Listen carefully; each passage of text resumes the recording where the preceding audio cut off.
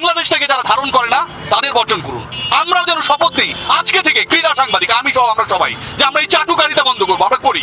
আপনারা যাদের আইডল, আপনারা অন্তত এই অন্যায়ের বিপক্ষে একবার হলেও রুখে দাঁড়ান, একবার হলেও আওয়াজ তুলুন। ধন্যবাদ। আমি শুধু একটা জায়গার কথা বলবো, যে আজকে আমরা এই হত্যার বিচার চাচ্ছি, নৃশংসতার বিচার চাচ্ছি। একবার ভেবে দেখুন, যখন গুলি ছোড়া হচ্ছে, যেই ছুড়ুক, আমি কারো পক্ষে বিপক্ষে না, আমি সাধারণ, সেই গুলিটা কিন্তু ঠিকানা জানে না, সেই গুলি কিন্তু জানে না কাকে গিয়ে লাগবে। ছোট শিশুর চোখে গুলি লাগে, মাথা দিয়ে বের হয়ে যায়, সে মৃত্যুবরণ করে। ঘুমন্ত বাচ্চাটা শেষ পর্যন্ত যে কোটা আন্দোলন কিংবা এই সরকার, ছাত্র, দাবি দাবা, বিক্ষোভ, অন্যায় কোনো কিছুই জানে না, পৃথিবীর আলো দেখার আগেই ঠিকঠাক ভাবে সে মারা যাচ্ছে, কোনোভাবে অ্যাকসেপ্টেবল না।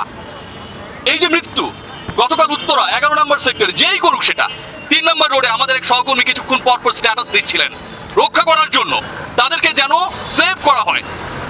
জীবনের যে ভয়, জীবনের যে আতঙ্ক, স্বাধীন বাংলাদেশে যখন একজন মানুষ, সে যেই দলের হোক, যেই মতের হোক, যেই আদর্শের হোক, যখন এরকম একটা অ্যানার্কি সিচুয়েশন তৈরি হয় এবং সেখান থেকে বাঁচার জন্য সোশ্যাল প্ল্যাটফর্মে আকুতি জানায়, এর থেকে দুঃখজনক কোনো কিছু হতে পারে না।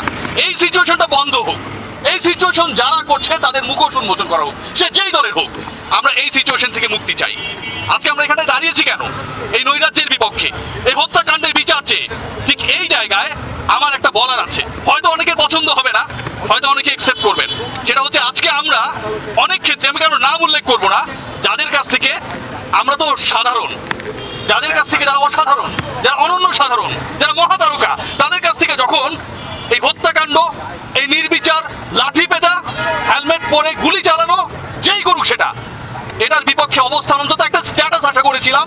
তারা যখন সেটা দিতে ব্যর্থ হয়, ঠিক তখন আমরা, আপনারা, যদি কেউ আমাকে এই মুহূর্তে শোনার সুযোগ থাকে, পরবর্তীতে শোনার সুযোগ থাকে, এদের বর্জন করুন। বাংলাদেশটাকে যারা ধারণ করে না তাদের বর্জন করুন। আমরাও যেন শপথ নিই আজকে থেকে, ক্রীড়া সাংবাদিক আমি সহ আমরা সবাই, যে আমরা এই চাটুকারিতা বন্ধ করবো, আমরা করি।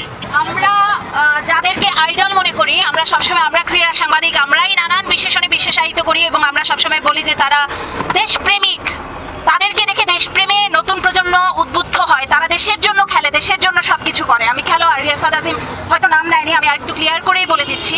তো আপনারা যাদের আইডল, আপনারা অন্তত এই অন্যায়ের বিপক্ষে একবার হলেও রুখে দাঁড়ান, একবার